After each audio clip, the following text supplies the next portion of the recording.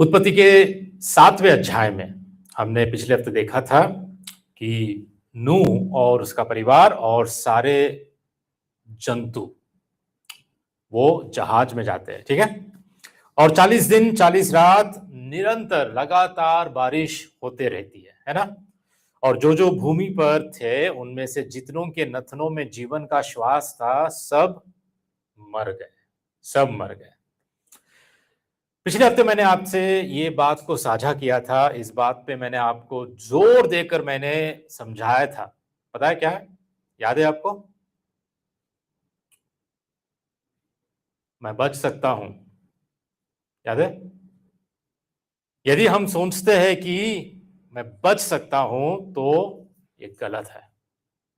उस वक्त के लोगों ने भी ऐसा ही सोचा। उन्होंने सोचा कि मुझे लगा कि मैं बच निकलूंगा, लेकिन अंत में क्या हुआ आपको पता है।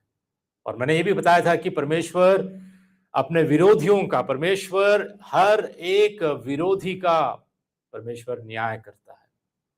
हर एक व्यक्ति का उसके पापों के विषय में परमेश्वर न्याय करता है। न्याय करने वाला धर्मी परमेश्वर है, वो न्यायी है। उससे हम बच नहीं सकते, उसके न्याय से हम बच नहीं सकते।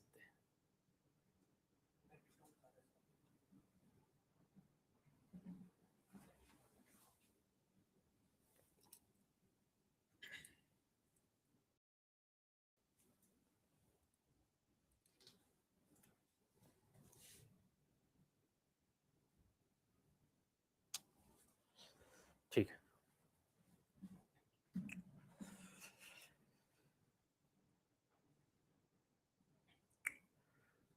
ठीक है। तो मैंने यही बताया था कि हम नहीं बच सकते, परमेश्वर के न्याय से हम बच नहीं सकते। ठीक है, 7वां अध्याय तो खत्म हो गया है। 8वें अध्याय में हम आए। 8वां अध्याय हमने अभी तक पढ़ा, सारा अध्याय पढ़ा। आपको क्या लगता है अब 8वें अध्याय में नूह कहां पर है? जहाज में है ना। नूह जहाज में है। जब 8वें अध्याय की बात आती है तो हम देखते हैं कि जल प्रलय अब अंत होने लगा। जल प्रलय के अंत को हम देखते हैं। पानी धीरे धीरे धीरे पृथ्वी पर से सूख रहा है, सूख रहा है। ठीक है। और परमेश्वर नूह से कहता है कि अब जहाज में से तू बाहर आ। तो होता क्या है, नूह और उसका परिवार और सारे जीव जंतु जितने भी थे वो सारे नूह के जहाज से अब बाहर आते हैं। बाहर आने के बाद नूह क्या करता है? नूह परमेश्वर के प्रति एक वेदी बनाता है और उस पर होम बलि चढ़ाता है। शुद्ध पशुओं को, शुद्ध पक्षियों को लेकर वो होम बलि चढ़ाता है। और अभी तक जो कुछ हमने पढ़ा है इस 8वें अध्याय, उसके आधार पर मैंने आज के इस संदेश का जो शीर्षक मैंने लिखा है वो है, जब तक द्वार ना खुले परमेश्वर पर भरोसा। Trusting God till the door opens. ठीक है, हम नूह की जिंदगी को देखना जारी रखेंगे और देखेंगे कि कैसे वह हम सब के लिए विश्वास की एक मिसाल है, एक उदाहरण है। और मुझे उम्मीद है कि आप विश्वास के ऐसे सबक सीखेंगे आज जिन्हें आप अपने जीवन में लागू कर सकते हैं। तो सबसे सबसे पहली बात मैं आपको यह बताना चाहता हूं नूह के विश्वास के बारे में। नूह के बारे में सबसे पहली बात ध्यान से सुनिए। प्रतीक्षा में नूह का विश्वास। सब मिलकर बोलेंगे, प्रतीक्षा में नूह का विश्वास। ठीक है। मैं चाहता हूं कि आप सबसे पहले देखें कि प्रतीक्षा में नूह का विश्वास कैसा था। अब हम सभी जानते हैं कि प्रतीक्षा करना या इंतजार करना कोई आसान बात नहीं है ना। हमें इंतजार करना एक्चुअली पसंद नहीं है। किसको पसंद आता है? हमको आजकल सब कुछ तुरंत होना चाहिए, है ना, झटपट। जैसा कोई आदेश देता है वैसे तुरंत हमको मिल जाना चाहिए। हम चाहते भी है परमेश्वर से कि जैसा मैं प्रार्थना करता हूं तुरंत मुझे जवाब भी मिल जाना चाहिए, है ना। हमको इंतजार करना, प्रतीक्षा करना हमको पसंद नहीं आता है। शायद आज आप अपने जीवन में किसी चीज के लिए आप इंतजार कर रहे हो। कोई आपकी प्रार्थना हो जो परमेश्वर के आगे आपने रखा है और इंतजार कर रहे हो आप, हो सकता है। देखिए, हम सभी उस प्रतीक्षा के अनुभव से परिचित हैं। सब सब पता है हमको कि प्रतीक्षा करना कितना कठिन है और इसमें हम संतुष्ट नहीं होते हम लोग। हमको इसमें कोई संतुष्टि नहीं मिलती प्रतीक्षा करने में। हम जहाँ हैं वहाँ नहीं रहना चाहते। कोई ऐसा है कि वो जहाँ है वहीं पे रहना चाहता है और बढ़ना नहीं चाहता है आगे? कोई नहीं। हम आगे बढ़ना चाहते हैं। हम उस दिन की लालसा करते हैं जब ज़िंदगी में बदलाव आए, चीज़ें बदलती जाए, हालातें बदलती जाए और हम जानते हैं कि प्रतीक्षा करना कितना कठिन है, खासकर इस युग में। इस युग में, इस पीढ़ी के लोगों के बीच प्रतीक्षा एक ऐसी बात है जो हम अक्सर देखते हैं कि कोई प्रतीक्षा करना, कोई इंतजार करना नहीं चाहता है। ठीक है? अब सवाल ये आता है कि क्या आप जानते हैं कि नूह को जहाज में कितनी देर तक रहना और इंतजार करना पड़ा? कितने दिनों तक नूह ने जहाज में इंतजार किया? गेस कीजिए, गेस करके बताइए। 40 दिन 40 रात वर्षा तो होती रही, है ना? लेकिन कुल मिलाकर अगर आप 7वें अध्याय और 8वें अध्याय को आप पढ़ते हो तो वहां पर अगर आप हिसाब लगाते हो हर दिन का, जो जो जहां जहां जो कुछ कुछ काल, कुछ कुछ बातों को परमेश्वर ने वहां पे बताया, तो अगर आप गणित में अच्छे हो और आप हिसाब लगा सकते हो तो आपको पता होगा कि कितने दिन तक नूह जहाज में रहा। कोई अंदाजा है? कोई गेस कीजिए, एक बार बताइए मुझे। हाँ, 1 साल 3 महीना। सिंह भाई बोल रहे 1 साल 3 महीना और 11 महीना 10 दिन। वाह, पता नहीं कहां से तुमको गिनती तुमने हिसाब लगाया। और और कुछ?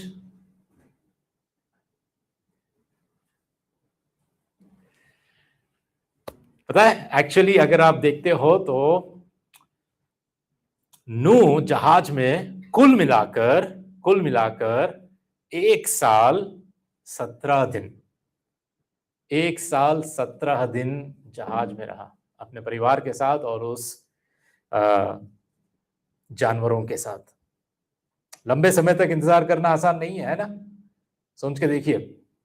और नूह के लिए ये अनिश्चित काल है, मतलब पता नहीं उसको, पता नहीं कि कब कितना दिन मुझे इंतजार करना पड़ेगा। परमेश्वर ने कुछ नहीं बताया, है ना? परमेश्वर ने ये नहीं कहा कि नूह जहाज में जाने के बाद ना तुझको मैं 6 महीने रखूंगा, 7 महीने रखूंगा या 1 साल रखूंगा। कुछ नहीं बताया परमेश्वर ने। बस परमेश्वर ने ये आज्ञा दी, तुझे जहाज में जाना है। बस अपने आप को बचाने के लिए, अपने परिवार को, इन जंतुओं को, सृष्टि को बचाने के लिए तुझे जहाज में जाना है। लेकिन कितने साल तक, कितने महीनों तक, परमेश्वर ने कुछ नहीं बताया। तो अनिश्चित काल तक इंतजार करना भी कोई आसान बात नहीं है। वैसे भी आपके पास कोई, यहाँ पर हम देखते हैं वचन में कि नूह के पास कोई आरामदायक सुविधाएं भी नहीं थी। उस जहाज में आराम से मैं रहूंगा, आराम से मैं सुखदायक जीवन जीऊंगा, ऐसा भी नहीं था। इमेजिन कीजिए, एक बार आप कल्पना कीजिए, नाव में मौजूद जानवरों की गंदगी, जानवरों का मलमूत्र, जानवरों का पेशाब, कितनी बदबू होगी। सोच के देखिए कि कैसे नूह, उनका परिवार उतने सारे जानवरों के बीच, जो हमेशा चिल्लाते हैं या बातचीत करते हैं, जो जानवरों की आवाज के बीच में, सोच के देखिए कि कैसे नूह 1 साल 17 दिन समय बिताया है। क्या आप उसकी कल्पना कर सकते हैं? आपको हर दिन उस सबको, सबके मलमूत्र को सूंघना पड़ता है। ऐसा लगता है कि नूह फंस गया है। सोचा होगा नूह ने, मैं फंस गया हूं यहां पर, इस नाव में, इस जहाज में। लेकिन बात ऐसी है कि नूह धीरज से जहाज में इंतजार करता रहा। बड़े धीरज से जहाज में नूह इंतजार करता रहा। और एक बात हम पढ़ते हैं कि कहीं पर भी नूह ने शिकायत नहीं की, कंप्लेन नहीं किया। परमेश्वर के वचन में कहीं पर भी ऐसा नहीं लिखा है कि नूह ने इस दिन, इस रात, इस महीने या इस वक्त इस जानवर के लिए या इस असुविधा के लिए उसने शिकायत की, उसने कुड़कुड़ाया। ऐसा हम कभी नहीं पढ़ते, कभी नहीं पढ़ते। नूह कभी शिकायत नहीं किया। और जब तक परमेश्वर ने उसे बाहर निकलने के लिए नहीं कहा, तब तक वह किसी भी तरह से जहाज से बाहर निकलने की जल्दी भी नहीं की। क्या सीख सकते हैं हम लोग, पता है आपको? ये एक बड़ा सा आसान सीख है, पाठ है हमारे लिए। एक सरल सीख कि कैसे कभी कभी परमेश्वर हमें अपने जीवन में इंतजार करने की अनुमति देता है। परमेश्वर हमें इंतजार करवाता है और कहता है कि इंतजार करो, प्रतीक्षा करो, प्रतीक्षा करो। शायद हो सकता है कि आज आप किसी गंदी और बदबूदार स्थिति में इंतजार कर रहे हो। आप बाहर निकलने के लिए बेचैन हो सकते हैं। प्रभु जी, मैं कब निकलूं इस परिस्थिति से, इस परिवार से, या इस गंदगी से, इस बदबूदार स्थिति से? मैं कब निकलूं, कब निकलूं, कब निकलूं? ऐसे आप हो सकता है कि बेचैन हो सकते हैं। लेकिन पता है, विश्वास विश्वास क्या कहता है पता है? विश्वास कहता है कि मैं परमेश्वर पर भरोसा करूंगा, मैं परमेश्वर पर निर्भर होऊंगा, मैं परमेश्वर पर भरोसा रखूंगा। जब तक वो मुझे जाने के लिए नहीं कहता, मैं नहीं जाऊंगा।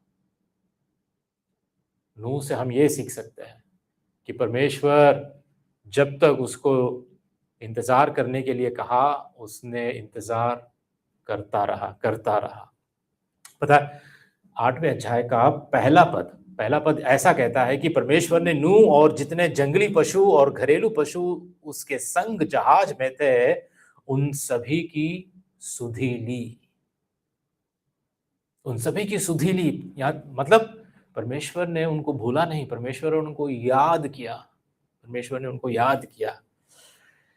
हो सकता है कि आप भी इन शब्दों को पढ़ के सोच सकते हैं कि मैं भी ऐसे ही हालात में हूं।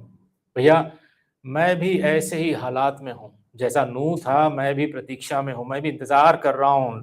जैसे नूह ने महसूस किया है, हो सकता है कि आप भी आज अपने जीवन में ऐसा ही महसूस कर रहे होंगे। हो सकता है कि आपको अकेलापन महसूस हो रहा है। आप सोच सकते हैं कि सारे लोग हैं मेरे साथ, लेकिन फिर भी मैं अकेला महसूस कर रहा हूं। क्या ऐसा लगता है कि परमेश्वर आपको भूल गया है? परमेश्वर मेरे साथ नहीं है, परमेश्वर की उपस्थिति अब मेरे साथ नहीं है, पहले जैसा मैं परमेश्वर के साथ नहीं रहा हूं अभी। लेकिन परमेश्वर का वचन कहता है कि उसने उन सब की सुधि ली, उन सबको याद किया। हमारा परमेश्वर हमको याद करने वाला, हमें याद रखने वाला परमेश्वर है। आमीन। वो भूलता नहीं है। वो जो वादा करता है और कहता है कि मैं तुझे कभी ना भूलूंगा और कभी ना त्यागूंगा, वो भूलने वाला परमेश्वर नहीं है, वो सुधि लेने वाला परमेश्वर है। अपने लोगों को वो कभी भूलता नहीं है। लेकिन प्रश्न आज यह है कि क्या हम इंतजार करने के लिए तैयार हैं? क्या हम प्रतीक्षा करने के लिए तैयार हैं? बात यह है। दूसरी बात जो हम नूह से सीख सकते हैं, नूह के चलने में विश्वास। नूह के क्या है?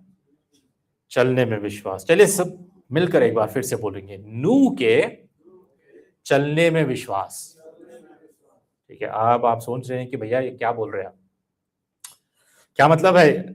उसके चलने में विश्वास से आपका क्या मतलब है?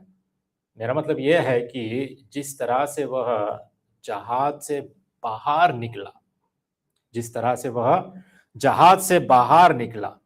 क्योंकि ये बहुत ही एक इंटरेस्टिंग बात है, बहुत ही एक दिलचस्प बात है।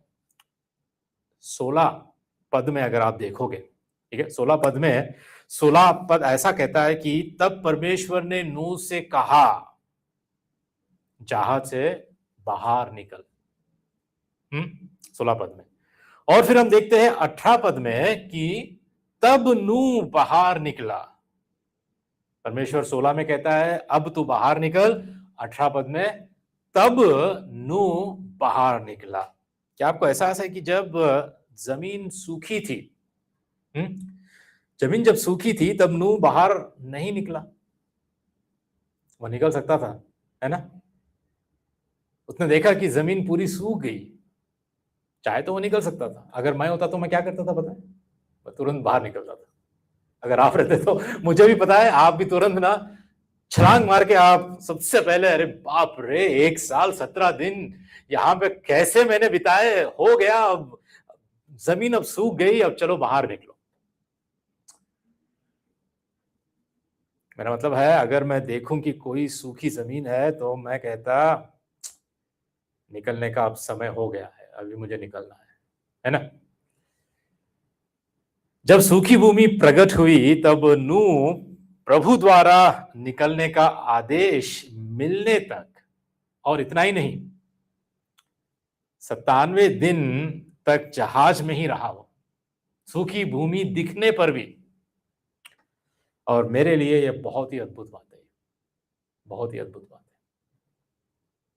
परमेश्वर जब तक नूह को नहीं कहा अब तू बाहर निकल, तब तक नूह सूखी जमीन रहने पर भी वो बाहर नहीं निकला और परमेश्वर के आदेश का उसने इंतजार करता रहा। वो जो कुछ कर रहा था वो ना तो इसलिए था कि उसने उसे देखा था, सूखी जमीन को देखा था, ना इसलिए कि उसने जो सोचा था और ना इसलिए कि वो जो समझ सकता था। उसने सिर्फ परमेश्वर के वचन के लिए, परमेश्वर की आवाज के लिए, परमेश्वर की इच्छा के लिए इंतजार कर रहा था। वो केवल वही करता था जो प्रभु ने उससे कहा था।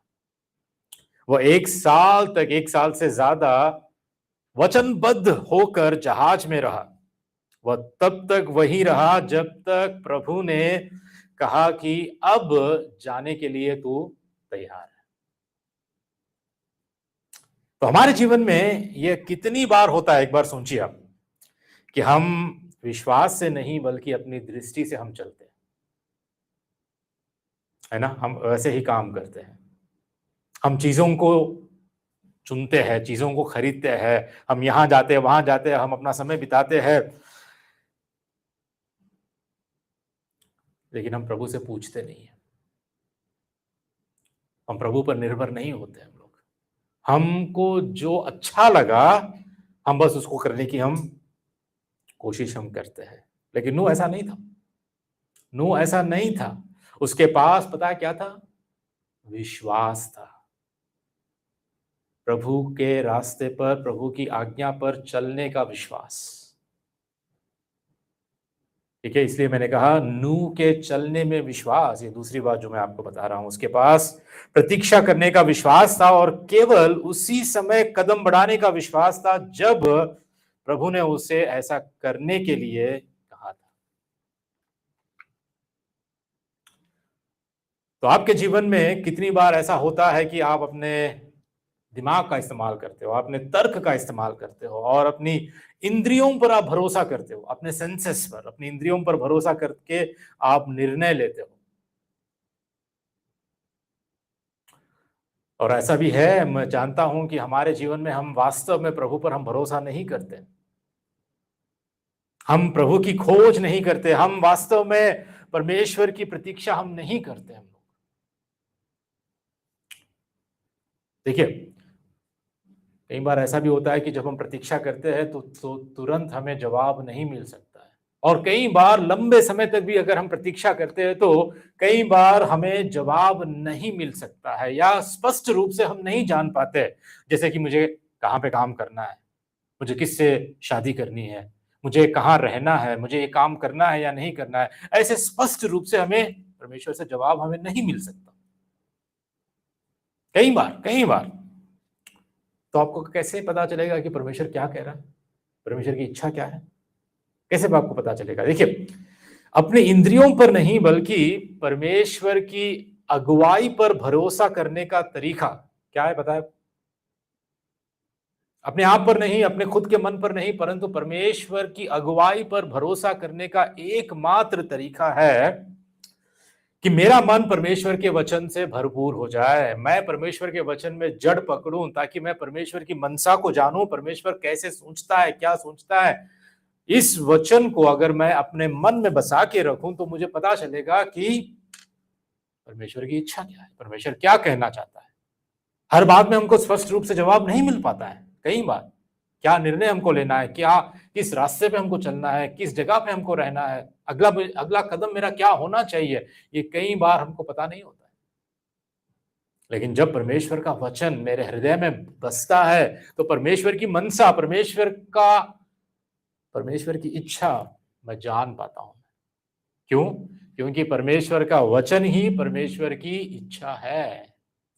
परमेश्वर का वचन ही परमेश्वर की इच्छा है। तो इसलिए मुझे पवित्र शास्त्रों को मुझे पढ़ना चाहिए, उस पर मनन करना चाहिए, उसका पालन करना चाहिए। और जितना मैं पवित्र शास्त्र का आज्ञाकारिता में मैं चलता हूं, उतना ही परमेश्वर मुझे और भी अपनी इच्छा को प्रकट करेगा। जिन बातों को मैं जानता हूं, उन बातों का मैं पालन नहीं करता हूं, तो परमेश्वर हमें अपनी इच्छा को और भी आगे प्रकट नहीं करता है, हमको पता नहीं चलता है। क्या बाइबल ये नहीं कहती कि परमेश्वर का वचन मेरे पैरों के लिए दीपक और मेरे मार्ग के लिए प्रकाश है? भजन का 119, 105। हम अक्सर तो कहते हैं लेकिन हम वास्तव में इस पर विश्वास नहीं करते। हम उस पर विश्वास करते हैं जो हम देखते हैं, लेकिन यह विश्वास नहीं करते कि परमेश्वर का वचन वास्तव में वही है जो हमारे मार्ग का मार्गदर्शन करता है।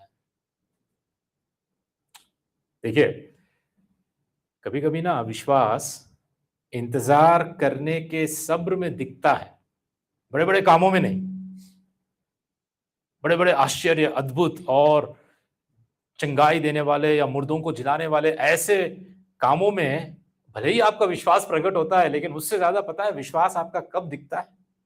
जब आप धीरज से इंतजार करोगे। धीरज से आप इंतजार करोगे। आप कभी कभी विश्वास यह जानने में दिखता है, देखा जाता है कि हमको कब जहाज से बाहर निकलना चाहिए। ऐसी छोटी छोटी बातों में भी हमारा विश्वास दिखता है। तीसरी बात, नूह की आराधना में विश्वास। पहली बात हमने क्या अध्ययन किया, याद है आपको? नूह के प्रतीक्षा में विश्वास, नूह के चलने में विश्वास, और अब नूह की आराधना में विश्वास। ठीक है, आखिरी बात जो नूह के विश्वास के बारे में साझा करना चाहता हूं वह उसकी आराधना के बारे में है। उसकी आराधना में उसका विश्वास। जहां से बाहर आने के बाद नूह ने क्या किया पता है?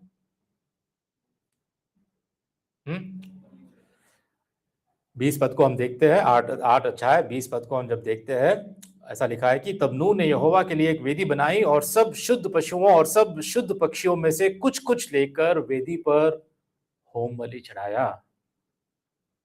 यह होम बलि में आराधना के लिए जो वेदी नूह ने बनाई है ना, ये सबसे पहली बार बाइबल में सबसे पहली बार इसका उल्लेख यहीं पर होता है, 8वें अध्याय में। इससे पहले कोई वेदी नहीं बनाया, बलि चढ़ाया गया। हम पढ़ते हैं बलि चढ़ाई गई, लेकिन वेदी बनाकर किसी ने बलि नहीं चढ़ाई। तो पहली बार हम पढ़ते हैं वेदी के बारे में इसी अध्याय में। देखिए, 1 साल से ज्यादा नूह ने जहाज में समय बिताया। वह बाहर निकलने के लिए बेचैन रहा होगा, लेकिन जैसे ही वह बाहर निकला, वह परमेश्वर को क्या करता है? याद करता है, स्मरण करता है। वो परमेश्वर का आदर करता है, वो परमेश्वर का सम्मान करता है, वो परमेश्वर को सबसे पहले रखता है, सबसे पहले रखता है। सोच के देखिए कि अगर आप नूह की जगह आप होते नूह की जगह अगर आप होते, तुरंत उस जहाज से बाहर आकर आप क्या करते? पार्टी, है ना? सबसे पहले पार्टी करो। अरे 1 साल तक मैं वहां पर जहाज में मैं पक गया हूं। मैं अब जैसे बाहर बाहर आ गया हूं, अब ऐसे लगता है कि अब मुझे जश्न मनाना है ना? मुझे सेलिब्रेट करना है, मुझे पार्टी करना है। परमेश्वर के उपकारों को पाने के बाद हम क्या करते हैं? सोच के देखिए एक बार, आपके जीवन, आपके व्यक्तिगत जीवन में, खुद आपके मन में आप एक बार सोच के देखिए कि जब परमेश्वर आपके जीवन में कोई ऐसा उपकार करता है, आपको किसी परिस्थिति से, एक बदबूदार, एक गंदी, एक ऐसी कठिन परिस्थिति से परमेश्वर आपको बाहर निकालता है, आप तुरंत क्या करते हो? सोचिए एक बार। परमेश्वर को धन्यवाद देते हो? कुछ लोग तो परमेश्वर को भूल ही जाते हैं, है ना? कुछ लोग तो परमेश्वर को भूल ही जाते हैं। मेरा काम बन गया है, मेरा वीजा लग गया है, मेरा काम बन गया है, मेरा बेसिक बढ़ गया है, मेरा ये हो गया, मेरा वो हो गया, मेरा घर बन गया है, अब मेरी जिंदगी मैं जीऊंगा। परमेश्वर को भूल भी जाते हैं। देखिए, जैसा हम परमेश्वर के प्रति जो कुछ हम करते हैं, उससे हमें पता चलता है कि परमेश्वर के प्रति हमारा प्रेम कैसा है। जो परमेश्वर से सच्चा प्रेम करता है ना, वह परमेश्वर की स्तुति करता है, परमेश्वर का धन्यवाद करता है, अपने जीवन को परमेश्वर को अर्पित करता है और परमेश्वर का आभारी बनकर जीता है और परमेश्वर की आराधना वो करता है। उसके उपकारों को वो कभी भूलता नहीं। उसके उपकारों के प्रति वह धन्यवादी बनकर जीवन बिताता है। और पता है, यही परमेश्वर के प्रति हमारे मन में कैसा प्रेम है, ये दर्शाता है। हमारे हृदय के जो वास्तविक दशा है, उसको दर्शाता है, उसको दर्शाता है। हम परमेश्वर की आराधना इसलिए नहीं करते कि हमें और अधिक चाहिए, परमेश्वर तुझसे मैं अधिक पाता रहूं, नहीं। उसने हमें दिया है, बल्कि इसलिए हम करते हैं क्योंकि उसने हमें इतना सब कुछ दिया है। इतना सब कुछ परमेश्वर ने हमको दिया है। उसने हमारे आत्मा को बचाया है, हमारे प्राण को उसने बचाया है, उसने हमें अपने क्रोध से बचाया है। और हम अब बस अपनी आराधना, अपना जीवन उसे अर्पित करते हुए उसके सम्मुख आते हैं। यदि हम सच में परमेश्वर से हम प्रेम करते, एक सच्चे आराधक का स्वभाव ऐसा होता है, ऐसा होता है। पता है आपको सच्ची आराधना क्या है? सच्ची आराधना हर दिन परमेश्वर की महिमा के लिए, ध्यान से सुनिए, हर दिन, एक दिन नहीं, संडे के दिन एक दिन नहीं, संडे के दिन आकर जय मसीह की, हालेलुया, प्रभु तेरा धन्यवाद, ये भी आराधना ही है, ये भी स्तुति है, हम जानते हैं, लेकिन एक दिन की बात नहीं है। सच्ची आराधना क्या होती है पता है? हर दिन परमेश्वर की महिमा के लिए विनम्रता पूर्वक अपना जीवन परमेश्वर को समर्पित करना ही सच्ची आराधना है। हर दिन परमेश्वर की महिमा के लिए विनम्रता पूर्वक अपने जीवन को परमेश्वर के लिए अर्पित करना ही सच्ची आराधना है। इसलिए रोमियो के 12:1 जब हम देखते हैं, तो पिछले बाइबल स्टडी में भी हम कल के दिन हमने देखा था इसी पद को, कि हमारी आत्मिक सेवा क्या है, हमारी आत्मिक आराधना, सच्ची आत्मिक आराधना क्या है। रोमियो के 12:1 कहता है कि इसलिए हे भाइयों, मैं तुमसे परमेश्वर की दया स्मरण दिलाकर विनती करता हूं कि अपने शरीरों को जीवित और पवित्र और परमेश्वर को भावता हुआ बलिदान करके चढ़ाओ, यही तुम्हारी आत्मिक सेवा है। ठीक है, तो आराधना कहां से शुरू होती है पता है? आराधना की बुनियाद क्या है पता है? पौलुस कहता है, परमेश्वर की दया स्मरण दिलाकर, क्योंकि परमेश्वर दयालु है, इसलिए मैं परमेश्वर की आराधना करता हूं। उसने मुझ पर दया दिखाई, इसलिए अब मैं धन्यवादी बनकर परमेश्वर की आराधना करता हूं। आराधना परमेश्वर की दया से प्रेरित होती है। आप और मैं परमेश्वर की आराधना इसलिए करते हैं क्योंकि हम सुसमाचार में परमेश्वर की दया को समझते हैं, पाते हैं कि जब हम खुद को बचा नहीं सके और खुद को बचा नहीं सकते थे, तब हमारे पापों के लिए मरने के लिए यीशु को भेजा गया था। और जब हम विनाश की ओर जा रहे थे, परमेश्वर के प्रचंड क्रोध का सामना करने की ओर हम जा रहे थे, तब परमेश्वर ने हमको अपनी दया के कारण नया जन्म दिया और अपने परिवार में हमें अपने पुत्र और पुत्रियों के समान हमको अपनाया। परमेश्वर ने अपने पुत्र को भेजा, परमेश्वर ने अपनी आत्मा हमारे हृदयों में डाला, हम उसको उंडेल दिया ताकि हम उसके पुत्र को पहचान सके, प्रभु यीशु मसीह को पहचान सके, उसके पुत्र पर विश्वास कर सके। और उसकी दया के कारण आज हम कहते हैं कि प्रभु जी, अपने आप को मैं जीवित बलिदान करके तेरे हाथों को अर्पित करता हूं। इसलिए पौलुस कहता है कि परमेश्वर की दया स्मरण दिलाकर विनती करता हूं कि अपने शरीरों को जीवित और पवित्र और परमेश्वर को भावता हुआ बलिदान करके चढ़ाऊं। एक सच्चे आराधक की आराधना ऐसी होती है। मुझे उम्मीद है कि आप नूह के जीवन से, इस 8वें अध्याय से नूह के विश्वास को आप देख पा रहे हैं। उसे इंतजार कैसे करना पड़ा और इंतजार करने में उसका विश्वास कैसा था। उसे सही समय पर बाहर निकलने का विश्वास था और अपने आप पर भरोसा ना करते हुए बल्कि परमेश्वर के वचन पर वो भरोसा करते हुए उसने जहाज से बाहर निकला। जब परमेश्वर ने कहा तभी वो जहाज से बाहर निकला। और उसने जो पहला काम किया जहाज से बाहर निकलने के बाद, वह था परमेश्वर को बलिदान चढ़ाना, यह मानते हुए कि परमेश्वर ने उसे उसके पापों से बचाया है, परमेश्वर ने उसे उस जल प्रलय से बचाया है। तो हम क्या सीख पाते हैं यहाँ पर कि नूह अपने विश्वास से प्रतीक्षा की, अपने विश्वास से वो चला, अपने विश्वास से उसने परमेश्वर की आराधना की। सोच के देखिए कि आज हमारे जीवन में क्या हो रहा है, हम कहाँ पर है।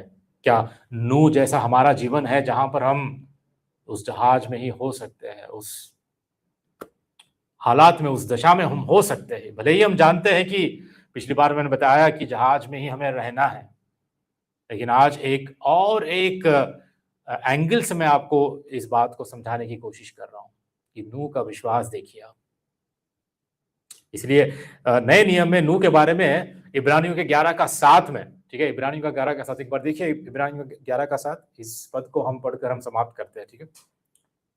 इब्रानियों का 11:7 ऐसा कहता है, देखिए एक बार अपने अपने बाइबल निकालिए।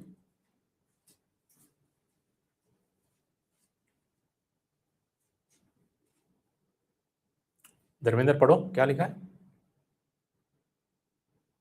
विश्वासी से नूह ने उस बातों के विषय में जो उस समय तक दिखाई नहीं देती थी, चेतावनी पाकर भय के साथ अपने परिवार के बचाव के लिए जहाज बनाया। इस प्रकार उसने संसार को दोषी ठहराया और उस धार्मिकता का उत्तराधिकारी हुआ जो विश्वास के अनुसार है। तो स्पष्ट रूप से हमको नए नियम में 11 अध्याय इब्रानियों का 7 पद में ये हमको वचन कहता है कि विश्वास से ही, ठीक है, विश्वास ही से नूह ने उन बातों के विषय में उस समय जो दिखाई नहीं पड़ती थी, उसने चेतावनी पाई, भय और भक्ति के साथ अपने घराने के बचाव के लिए वो जहाज बनाया और उसके द्वारा उसने संसार को दोषी भी ठहराया और उस धार्मिकता का वारिस हुआ, उत्तराधिकारी हुआ जो विश्वास से होता है।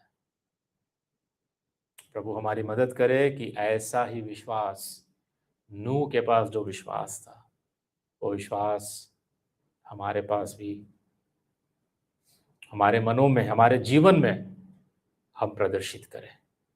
हम परमेश्वर पर भरोसा करें, परमेश्वर की बातों पर भरोसा करें, इंतजार करें, प्रतीक्षा करें और नूह जैसा हम विश्वास में चल पाए। प्रभु हमारी मदद और सहायता करे। चलिए हम प्रार्थना करके समाप्त करते हैं। खड़े हो जाएंगे हम लोग।